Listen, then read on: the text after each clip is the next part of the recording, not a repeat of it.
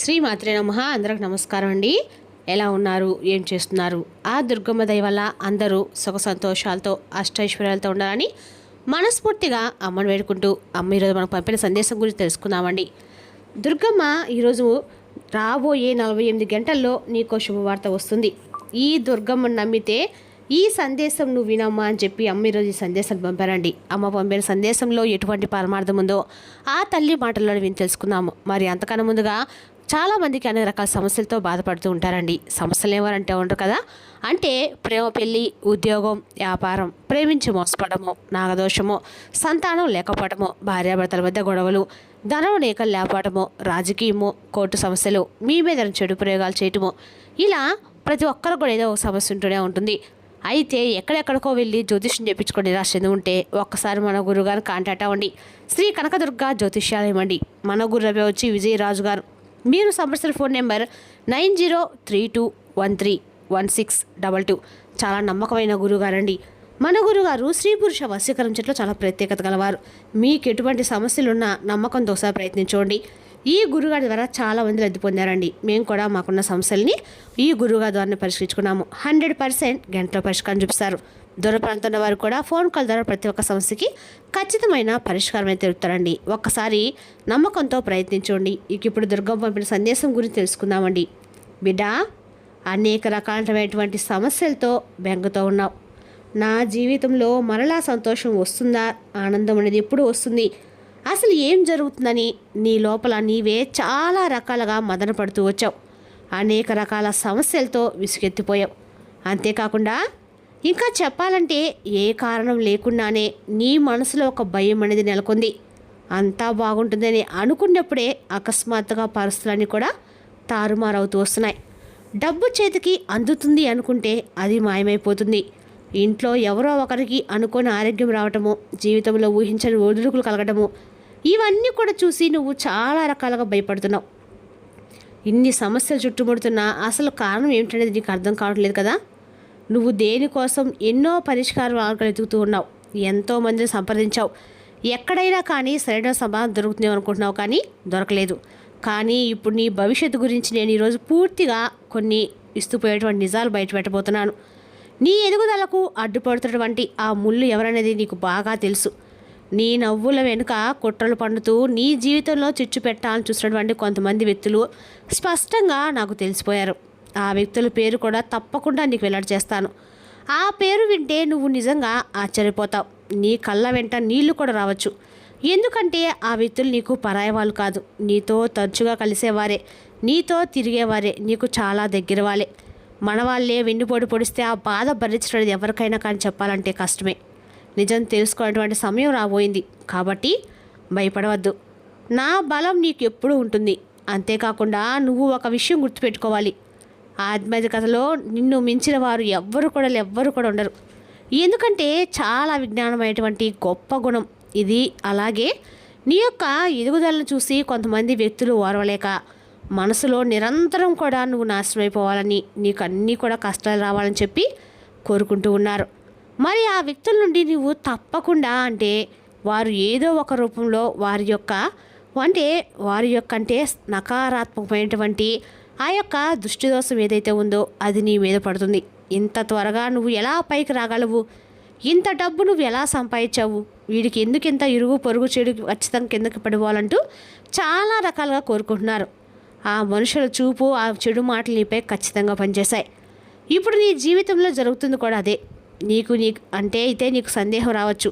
నేను రోజు కూడా నీ గుడికి వస్తున్నాను, నీ పూజ చేస్తున్నాను, దుర్గమ్మ నమ్ముతున్నాను కదా, మరి నీ మీద ఇలాంటి చెడు ప్రభావం అనేది ఎలా పడుతుందని చెప్పి భగవంతుని నాపై సాధారణంగా ఇలాంటి పని చేయవు. కానీ తెలియకుండా నువ్వు చేసినటువంటి ఏదో ఒక చిన్న పొరపాటు వలన నీ పుణ్యం అంతా ఖర్చు అయిపోయి ఆ నెగిటివ్ ఎనర్జీకి నువ్వు నీ జీవితంలో చోటు అనేది ఇస్తున్నావు.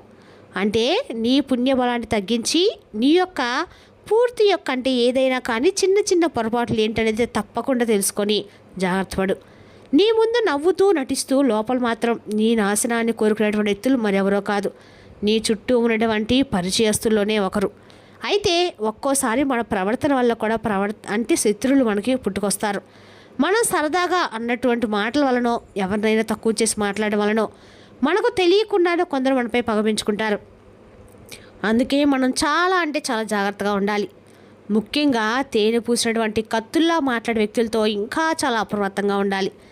వీళ్ళు మిమ్మల్ని నేరుగా కొట్టరు, కానీ నెమ్మది నెమ్మదిగా నీ ఆలోచనలను పూర్తిగా మార్చేస్తూ ఉంటారు. నీ లోపల ఉన్నటువంటి ధైర్యాన్ని చంపేస్తూ నిన్ను మానసికంగా బలహీనపరుస్తూ ఉంటారు. అలా మిమ్మల్ని దారి తప్పించి నీ జీవితాన్ని అంధకారం చేస్తారు. మరి అసలు ఆ వ్యక్తులు ఎవరు, ఆ వ్యక్తి నువ్వు ఎలా గుర్తించాలి అనే వివరాలు కూడా తప్పకుండా నీకు తెలియజేస్తాను. చెప్పాలంటే నీకు అంటే నీ యొక్క మనసు తెలుసుకోవడం అనేది ఎవరి తరం కాదు. ఎవరికి కూడా నువ్వు అర్థం కావు. ఎవరికి నీ యొక్క మనసులో ఉన్నటువంటి బాధ గురించి చెప్పవు. అంతేకాకుండా నీ మనసులో పడుతున్నటువంటి బాధ గురించి తెలుసుకోవాలంటే ఇతరులకు సాధ్యం కానటువంటి పనినే చెప్పుకోవచ్చు. అయితే నిజమైనటువంటి గొప్ప అంటే అందరికీ కూడా ఆదర్శమైనటువంటి జీవితాన్ని నువ్వు గడుపుతూ వస్తావు. ఉందని చెప్పి విర్రవీగం, అలాగే లేని రోజు చేయి చాచి ఎవరిని కూడా అడగలేవు. రోజు కడుపు మార్చుకుని అయినా సరే కూర్చుంటావు, కానీ ఉందని చెప్పి అహంకారంతో ఎప్పుడు కూడా ఉండవు. నీ దగ్గర ఉన్న దాంట్లోనే సగం ఎవరికైనా కానీ ఆకలి తీర్చేటువంటి మంచి దయా హృదయం కలిగి ఉంటావు. అయితే అతిపెద్ద తప్పు ఏంటంటే మన ముందు నవ్వుతూ మాట్లాడి మనకు సహాయం చేస్తూ నటించేవారు మనల్ని నిలువన ముంచేటువంటి ప్రమాదం ఉంది. అందుకే గుర్తుంచుకోవాలి, మన సక్సెస్ని ఎప్పుడు కూడా ఎవరికి చాటింపు వేయకూడదు. అంటే చాలామంది ఏదైనా చిన్న వస్తువు కొన్నా, లేదంటే ఇంకేదైనా కానీ, ఆఖరికి ఇంట్లో ఏదైనా ఒక వస్తువులు కానీ, లేదంటే ఒక మంచి వస్త్రాలు కొన్నా కానీ అందరికీ చెప్పడమో ఇటువంటి చేసుకుంటూ ఉంటారు. దీనివల్ల ఏమవుతుందంటే ఎదుటివారి మనసులో ఇంతకీ ఇంత డబ్బు ఎక్కడ అనేటువంటి అసూయ వస్తుంది. ఆ చెడు చూపే మన పనులు ఆగిపోవడానికి ప్రధాన కారణం కూడా అవుతుంది. మరొక ముఖ్యమైనటువంటి విషయం ఏమిటంటే నీ మనసులో ఉన్నటువంటి భయం. ఏదైనా కానీ చిన్న తప్పు జరగగానే ఎవరో ఏదో చేస్తారని భయపడిపోయి కష్టపడడం అనేది మానేయవద్దు. ఎప్పుడు కూడా నువ్వు పాజిటివ్గా ఉండు. నువ్వు వస్తున్నటువంటి ఒక గొప్ప శుభార్త ఏమిటంటే రాబోతున్న 48 గంటల్లో నీ వ్యాపారంలో కానీ, నువ్వు చేసే పనిలో కానీ అద్భుతమైనటువంటి పురోగతి నువ్వు చూస్తావు. అలాగే నువ్వు అభివృద్ధి పదంలో నడవబోతున్నావు. కానీ నీ ఆత్మవిశ్వాసాన్ని దెబ్బతీయడానికి కొంతమంది వ్యక్తులు ప్రయత్నిస్తూనే ఉన్నారు. మరి ఆ వ్యక్తులు నీ దగ్గరికి వచ్చి ఈ పని చేయవద్దు, నష్టపోతావు, ఆ దారిలో వెళ్ళవద్దు, పడిపోతావంటూ నిన్ను మరింత ఎక్కువగా భయపెట్టేటువంటి సలహాలు ఇస్తూ ఉంటారు. అలాంటి వారి మాటలు విని నీ సొంత నిర్ణయాలు నువ్వు ఎప్పుడూ కూడా మార్చుకోవద్దు. చెప్పాలంటే నీ చిన్న బలహీనత అవుతుంది. ఎవరో వచ్చి ఏదో చెప్పగానే వాళ్ళ మాటలు బాగా నమ్మేసి నీ అభిప్రాయాన్ని నువ్వు అప్పటికప్పుడే మార్చేసుకుంటావు. ఇది చాలా తప్పు. నీ మనసులో స్థిరంగా ఉంచుకోవడం ముందు నువ్వు నేర్చుకో. ప్రతిరోజు కనీసం 10 నిమిషాలైనా ప్రశాంతంగా కూర్చొని ధ్యానం చేయడం అలవాటు చేసుకో. నీ మనసు ప్రశాంతంగా ఉంటేనే నువ్వు తీసుకునేటువంటి నిర్ణయాలు కూడా సరైన విధంగా ఉంటాయి. నెగిటివ్ ఆలోచనలు ఉన్నటువంటి వ్యక్తులకి వీలైనంత వరకు నువ్వు దూరంగా ఉండు. వారు నీకు ఎప్పుడు కూడా మంచి సలహాలు అనేవి ఇవ్వలేరు. కేవలం భయాన్ని మాత్రమే నీకు నోరు పోస్తారు. నీ లక్ష్యం మీద నువ్వు ఫోకస్ పెట్టు. అలాగే ఒకటైతే తప్పకుండా గుర్తుంచుకో, నెగిటివ్ ఆలోచనలు అనేవి నీకు ఎప్పుడు కూడా, ఎవరైతే నెగిటివ్ ఆలోచనలు ఉన్నవారు ఉంటారో వారు ఎప్పటికీ కూడా నీకు సరైనటువంటి సలహాలు అనేవి ఇవ్వరు. వాళ్ళు చెప్పేటువంటి ప్రతి మాటలో కూడా ఏదో ఒక భయాన్ని నీకు నోరుపుస్తూనే ఉంటారు. ఆ పని చేసిన వాళ్ళందరూ కూడా రోడ్డున పడ్డారు. ఈ ఊరికి వెళ్తే ఏదో అవుతుంది అనుకుంటూ, లేదంటే ఈ పని చేస్తే ఏదో అవుతుందని చెప్పి నిన్ను భయపెడతారు. నీ మనసు నిశ్చలంగా ఉండనివ్వరు. ఎప్పుడు కూడా పాజిటివ్ ఆలోచించే వారి మధ్యలో ఉండటానికి నువ్వు ప్రయత్నించు. అయితే ఇక్కడ ఒక ముఖ్యమైనటువంటి విషయం ఏమిటంటే, నువ్వు అందరికి కూడా మంచి చేసేటువంటి వ్యక్తి అయినప్పటికీ భగవంతుని మీద అపారమైనటువంటి భక్తి ఉన్నా కానీ ఎదుటివాడి దృష్టి దోషం అనేది నీ మీద ఎందుకు పడిపోతుందంటే, వారు చేస్తున్నటువంటి చిన్న చిన్న ప్రయోగాలు కూడా నీకు ఎందుకు తగులుతున్నాయంటే దీని వెనుక ఉన్నటువంటి అసలు నిజాన్ని నువ్వు తప్పకుండా తెలుసుకో. నీపై ఎవరైనా ఏదైనా ప్రయోగం చేసినా అది నీకు తగులుతుందని అంటే తప్పకుండా దానికి ప్రధానమైనటువంటి కారణం అంటే నువ్వు చేస్తున్నటువంటి చిన్న చిన్న పొరపాట్లు, అలాగే నీ కులదేవత యొక్క అనుగ్రహం నువ్వు పొందలేకపోవడమే. అయితే కాలం ఎప్పుడు కూడా ఏమి చేయదు, కానీ ఎప్పుడైతే ఒక రక్షణ కవచం బలహీనపడుతుందో అప్పుడు శత్రులు కూడా ఎక్కువైపోతూ ఉంటారు. కులదైవం యొక్క అనుగ్రహం అనేది నువ్వు తప్పకుండా పొందాలి. నువ్వు చేసినటువంటి కొన్ని పొరపాట్లు సరిదిద్దుకోవాలి. నేను ఎన్నోసార్లు చెప్పాను, నా ఆరాధన కంటే కూడా ముఖ్యం నీ కులదేవత ఆరాధనని.